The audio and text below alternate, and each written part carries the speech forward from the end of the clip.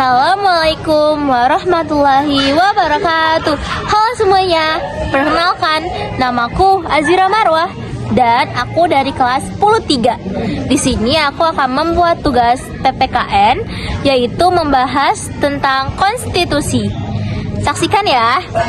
Konstitusi itu apa ya teman-teman? Nah, yuk kita bahas yuk. Konstitusi adalah himpunan aturan dasar dan prinsip yang menjadi landasan penyelenggaraan pemerintahan dalam suatu negara.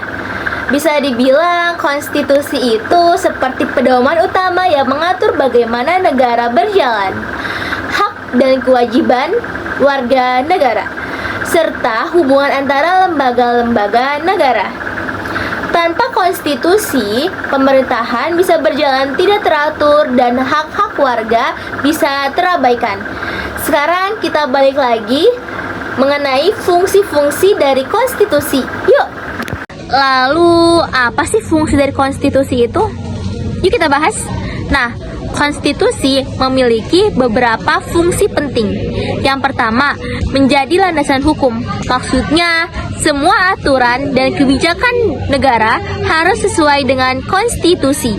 Misalnya, undang-undang tentang pendidikan harus selaras dengan konstitusi yang menjamin hak warga negara dan mendapatkan pendidikan. Yang kedua, sebagai pedoman penyelenggara negara. Maksudnya itu konstitusi mengatur bagaimana pemerintahan bekerja dan bagaimana kekuasaan itu harus dijalankan.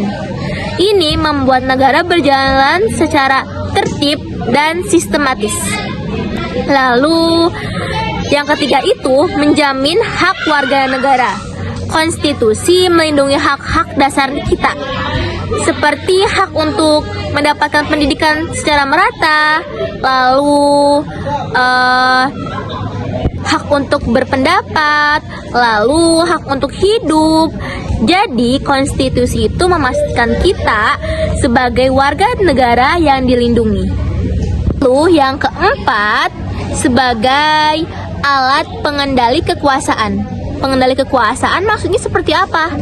Nah, dengan adanya konstitusi, pemerintahan tidak bisa berwenang dalam mengambil keputusan. Semua tindakan harus berdasarkan aturan yang jelas dan sesuai dengan kesepakatan.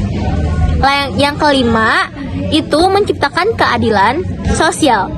Konstitusi juga menjadi dasar untuk mewujudkan kesejahteraan, lalu untuk keadilan bagi seluruh warga negara, dan supaya tidak ada yang dirugikan atau diistimewakan.